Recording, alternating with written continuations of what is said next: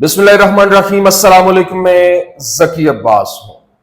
नाज़रीन, आज 19 जून है, जुमेरात का दिन है और गजा के अंदर जंग के दौरान डोनाल्ड ट्रंप की जानिब से अल्फाज इस्तेमाल किए गए थे। कहा गया था कि यहां से लोग इवैक्यूएट कर जाएं, यहां से लोग निकल जाएं, नहीं तो यहां पर गेट ऑफ हेल जो है वो ओपन कर दिया जाएगा, जहन्नुम का दरवाजा खोल दिया जाएगा। तो फिर रात को ईरान की जानिब से यही स्टेटमेंट जो है वो बाकायदा तौर पर तल अबीब के नाम की गई और हैफा के लोगों को जो है वो मैसेज छोड़ा गया, हैफा तल अबीब के यहां से निकल जाए, नहीं तो गेट ऑफ हेल जो है वो ओपन कर दिया जाएगा। लेकिन यहां जिस तरह से ये हमले हो रहे हैं, अभी तक का ये सबसे बड़ा हमला जो है वो कंसीडर किया जा रहा है, क्योंकि हर व्लॉग में हम आपको यही कहते हैं कि अब तक का सबसे बड़ा हमला, क्योंकि पिछले से अगला हमला उससे बड़ा होता है, उससे अगला हमला उससे बड़ा होता है। यही एक स्ट्रैटेजी जो ईरान की जानिब से अपनाई गई है और ये एक ऐसी स्ट्रैटेजी है जिसने पूरे के पूरे मंजरनामे को बदल के रख दिया है। क्यों? क्योंकि ईरान की जानिब से जो हमला किया गया है, घातक वार किया गया है, उसमें तल अबीब जो है वो बहुत बुरी तरह से हिट हुआ, जिसमें तल अबीब के अंदर जो इनकी स्टॉक मार्केट बिल्डिंग है वो निशाने पे आई है। और ना सिर्फ ये, बल्कि फौजी हॉस्पिटल है इनका, जिसका नाम है सरोका हॉस्पिटल, उसको निशाने पे लिया गया है। वहां के वीडियो मनाजिर जो है वो इस वक्त सोशल मीडिया के ऊपर वायरल हैं और फिर ये वीडियोस जो है वो यहां पे हम डिस्प्ले नहीं कर सकते कुछ यूट्यूब की पॉलिसीज की वजह से, लेकिन यही वीडियोस मैंने व्हाट्सएप चैनल के ऊपर प्लेस किए हैं, वहां पे अपलोड किए हैं, वहां पर आप जाकर देख सकते हैं और उसका लिंक जो है मैं डिस्क्रिप्शन में डाल दूंगा। आप वहां पे जो तमाम तर वीडियोस जितनी भी जो वहां पे लेटेस्ट अपडेट्स आ रही हैं वो वहां पे मैं साथ साथ एक एविडेंसेस के तौर पे, ताकि आप लोग वहां पे देख सकें कि क्या मनाजिर है, क्योंकि पूरी दुनिया के अंदर इस वक्त उन्होंने मीडिया को श्रिंक करके रखा है और कहीं पे भी ये वीडियो जो है वो शेयर करने से ममानत है वो मना किया जा रहा है और बाकायदा तौर पर पाबंदी लगाई गई है। लेकिन यहां पर ये जो हमला हुआ, फिर न्यूक्लियर सेंटर जो है उसको निशाने पे लिया गया। कैसे ये हमला हुआ? जो इस वक्त इंटरनेशनल मीडिया है, बाकायदा तौर पर CNN वो रिपोर्ट कर रहा है 4000 जो मिसाइल है, बैलिस्टिक मिसाइल। आप अंदाजा लगाएं कि बैलिस्टिक मिसाइल अगर 4000 अभी तक फायर किए गए हैं तो कितने जो है वो डायरेक्टली जाकर उन्होंने इंपैक्ट छोड़ा होगा। और फिर इसके साथ साथ जो यूं कह लें कि वहां पे तो सब कुछ उजाड़ के रख दिया गया और ये आगे से जो रिटेलिएशन आ रही है और बाकायदा तौर पर जी इस वक्त जितने भी इनके वज़रा हैं वो कहते हैं जी देखें कि अस्पतालों को निशाना बना रहे हैं, ये तो नाजी हैं। लेकिन अभी जो गजा के अंदर जो मामला हुए वो किसी से ढके छुपे नहीं है, मतलब कोई हॉस्पिटल नहीं छोड़ा, कोई बच्चा नहीं छोड़ा।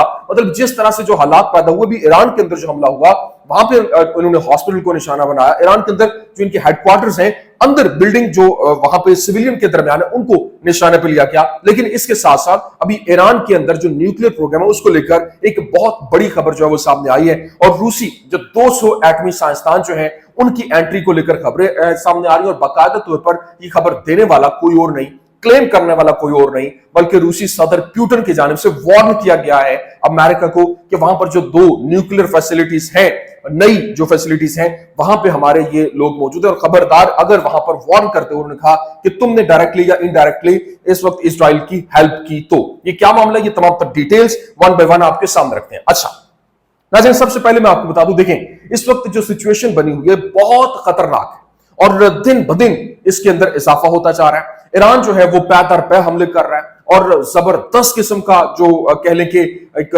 हमला है। और क्योंकि डोनाल्ड ट्रंप जो है, जिस तरह से डोनाल्ड ट्रंप ने अल्फाज इस्तेमाल किए कि वो इस जंग के अंदर उतरने की बात कर रहा था, लेकिन उसको लेकर ईरान ने बाकायदा तौर पर हिजबुल्लाह को एक्टिवेट करने का ऐलान कर दिया। उन्होंने कहा कि अगर उधर से हमला होता है तो यहां से हिजबुल्लाह जो है वो भी एंट्री देगी, हमला होगा, फिर इराक से जो रेजिस्टेंस है वो एक्टिव हो जाएगी, जो ये जितने भी प्रॉक्सीज हैं वो एक्टिवेट हो जाएंगे। लेकिन अभी जो खबर सामने आ रही है, खबर ये है कि a ballistic missile launched by Iran struck Soroka hospital in Beersheba where Israeli soldiers wounded in Gaza were receiving treatment. मतलब जो गजा के अंदर लोग इनके फौजी जो जख्मी हुए थे वो इस सरोका हॉस्पिटल में जेर इलाज थे, लेकिन इस जगह पर बैलिस्टिक मिसाइल के गिरने की वजह से वहां पर सरोका हॉस्पिटल बेरशेबा के अंदर बहुत बड़ी तादाद में लोग जो है वो जख्मी भी हुए, लाखों की भी खबर है।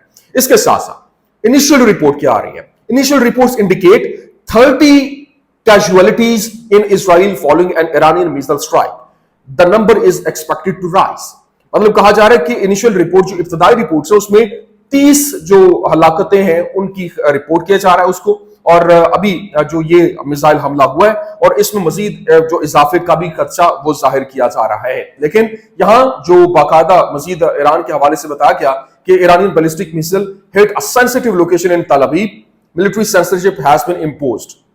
जो इस वक्त हमला हुआ है उसमें जो ईरान की जानिब से हमला किया गया और वो तल अवीव के सेंसिटिव लोकेशन के ऊपर हमला हुआ और जो मिलिट्री सेंसरशिप है वो लागू कर दी गई है और कोई वहां से फुटेज नहीं बना सकता, वहां से फुटेज लीक नहीं की जा सकती है। लेकिन यहां जो खबरें सामने आ रही हैं बाकायदा तौर पर जो कहा गया कि Iran has launched ballistic missiles toward Israel, air raid sirens are expected to sound across the country eminently.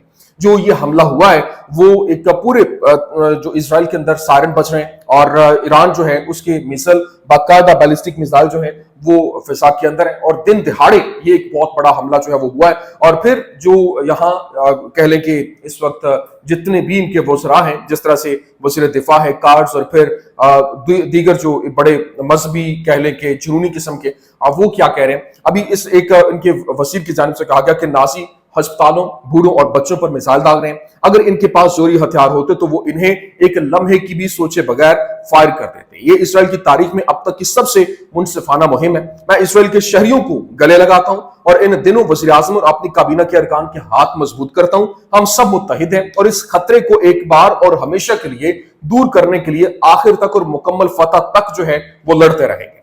दूसरी जानिब जो इसराइली वज़ीर दिफा कार्ड्स है, इसराइल कार्ड्स, उसने कहा कि बुज़दिल ईरानी डिक्टेटर अपने कलाबंद बंकर में गहराई में बैठा है और इसराइल में अस्पतालों और रिहायशी इमारतों को निशाना बनाकर आग लगाता है। यह सबसे संगीन नौयत के जंगी जुराइम है और खामनाई को इनके जुराइम का जवाबदेह ठहराया जाएगा। वज़ीर आज़म और मैंने IDF को हिदायत की है कि वो ईरान में स्ट्रेटेजिक अहदाफ और तेहरान में सरकारी मकामात के खिलाफ हमले तेज करें ताकि इसराइल की रियासत को लाहक खतरात को खत्म किया जा सके और आयतुल्लाह हुकूमत को गैर मुस्तहकम किया जा सके। देखिए ये दोनों वज़रा जो इस वक्त जो जिस तरह से वो अपने गुस्से का इजहार कर रहे हैं कि अस्पतालों को भी नहीं छोड़ रहे हैं और अगर देखिए जैसे करनी वैसी भर रही, जो हालात हैं वो किसी से ढके छुपे नहीं है। पहले जो कुछ हुआ अस्पतालों को निशाना बनाया गया, कितने हॉस्पिटल और बड़े से बड़ा हॉस्पिटल जो है वो उसको मलिया मेट करके रख दिया गया, ये सबके सामने है। अब जब आपकी अपनी बारी आई है तो जाहिर सी बात है एक आपने विक्टिम होने का जो रोना है वो शुरू कर दिया है। लेकिन यहां अभी इसके साथ साथ जो मजीद खबर सामने आई कि an Iranian ballistic missile struck the Tel Aviv stock exchange building causing severe damage. The heart of Israel's financial hub now lies in ruins. तो ये बताया गया कि ईरानियन जो बैलिस्टिक मिसाइल्स हैं वो तल अवीव के अंदर स्टॉक एक्सचेंज बिल्डिंग को उन्होंने हिट किया और वहां पर जो एक सिवियर किस्म का डैमेज है वो हुआ है। और जो ये कह लें कि फाइनेंशियल हब है, इसराइल का दिल कहा जाता है इसे, वहां पर ये एक बहुत बड़े पैमाने के ऊपर जो है वो तबाही की इंडिकेशंस हैं। लेकिन अभी एक्सियोस रिपोर्ट कर रहा है कि जिस तरह से ये हालात पैदा हो रहे हैं ये आउट ऑफ कंट्रोल हो सकते हैं। अभी ये एक तरफ तो ये मामला हैं और दूसरी तरफ इसकी स्पीड अप करने के लिए, हम लोग के अंदर शिद्दत लाने के लिए ईरान जो है वो एक्टिव है और उसने बाकायदा तौर पर वार्निंग जारी की कि अगर ट्रंप जो है इस जंग के अंदर आता है तो तमाम तर उनके फौजी अड्डे वो निशाने पे होंगे और फिर जितनी भी प्रॉक्सीज हैं वो एक्टिव हो जाएंगे। लोग कहते हैं कि अभी तक एक्टिव क्यों नहीं हुई, हिजबुल्लाह की जानिब से हमले क्यों नहीं किए गए। देखिए ईरान इस वक्त विन विन पोजीशन के अंदर है। नो डाउट उनके जो लोग हैं वो उनकी टॉप लीडरशिप जो है वो शहीद हो गई है, साइंसदान वो शहीद हुए हैं, लेकिन जो मिसाइल की कैपेसिटी है, जो स्ट्रेटेजी ईरान ने अपनाई है, वो जितनी तेजी के साथ उनके ऊपर हमले कर रहा है और दिन रात हमलों के अंदर इजाफा होता जा रहा है। और फिर बैलिस्टिक मिसाइल आप अंदाजा करें, CNN ये रिपोर्ट कर रहा है कि अभी तक 4000 जो बैलिस्टिक मिसाइल है वो दागे गए और 4000 बैलिस्टिक मिसाइल जो एक बहुत बड़ी स्ट्रेंथ है, उनमें से कुछ भी अगर चले 1000 या 500 अगर वहां पे गिरे होंगे तो वो किस कदर उन्होंने तबाही मचाई होगी ये किसी से ढका छुपा नहीं है। लेकिन अभी इसके साथ साथ जो वहां जो आयतुल्लाह अली खामनाई है उन्होंने कहा कि खून का बदला खून होगा, स्ट्राइक का बदला स्ट्राइक होगा, जंग का बदला जंग होगा और ये अगर हमला होता है तो इनकी कोई भी अड्डा महफूज नहीं होगा, नेवल जो मामलात हैं वो महफूज नहीं होंगे और फिर वो माइंस वहां पर बिछा रहे हैं और फिर जो हिजबुल्लाह वो एक्टिव हो जाएगी। इनके जितने भी प्रॉक्सीज हैं उनके एक्टिव होने के हवाले से खबर है। अभी इसके साथ साथ इसराइल ने यहां पर क्लेम किया, Israel claims to have targeted Iran's inactive heavy water nuclear research reactor in Arak. अरब के अंदर जो इनका heavy water nuclear research reactor है उसको इनएक्टिव करने के हवाले से उन्होंने कहा कि हमने उनको इनएक्टिव कर दिया, लेकिन officials confirm the facility was evacuated before the strike. मतलब जब ये जो फैसिलिटी थी, ये जो तनसीब थी, वो फिल फोर ये जो कह लें कि हमले से पहले पहले उसको मूव कर लिया गया था, उसको जो है वो इवैक्यूएट कर लिया गया था, और इस वजह से यहाँ पे किसी किस्म का कोई रिस्क नहीं है। लेकिन अभी जो यहाँ पर इंपॉर्टेंट चीज ये है कि इस वक्त जो रूसी सदर है व्लादिमीर पुतिन, उसकी जानिब से कहा गया, उसने अमेरिका को वार्न किया कि ईरान के ऊपर जो डायरेक्टली या इनडायरेक्टली तुम जो है वो इजराइल को सपोर्ट नहीं करोगे, हथियार एड प्रोवाइड नहीं करोगे। अगर ऐसा हुआ या फिर हमले के हवाले से उसको रोकने की बात की गई। क्यों? क्योंकि उसने बताया कि उसके 200 जो एटमी साइंसदान है वो इनके तवानाई के शोबे के अंदर वहां पर काम कर रहे हैं, और जो न्यूक्लियर फैसिलिटीज, दो इनकी नई न्यूक्लियर फैसिलिटीज हैं, वहां पर काम कर रहे हैं। तो इस वजह से वो कहा गया कि हमारे लोग वहां पर मौजूद हैं, अगर हमला होता है तो ये एक बहुत बड़ा इसका भयानक नतीजा जो है वो निकलेगा। अभी ट्रंप की जानिब से बाकायदा तौर पर जो है वो खबर सामने आई, और president Trump is not fully convinced that a massive ordnance penetrator bomb could destroy Fordow. जो फोर्डो है इनकी एक जोहरी तनसीब है, और कहा गया कि वहां पर डोनाल्ड ट्रंप को कन्विंस करने की कोशिश की गई, लेकिन वो अभी तक मुकम्मल तौर पर कन्विंस नहीं हो सका कि जो फोर्डो है वो उसको तबाह किया जा सकता है। क्यों? क्योंकि Iran most fortified nuclear facility buried 90 meter beneath the mountains, मतलब जो 90 मीटर जो पहाड़ के नीचे, पहाड़ कितना बड़ा होता है उसके 90 मीटर नीचे जाके ये जो है वो है ये फैसिलिटी। तो वो ये समझता है कि इसको ये बहुत महफूज है, इसको तबाह करना जो है वो आसान नहीं होगा, and is hesitant to authorise a military strike.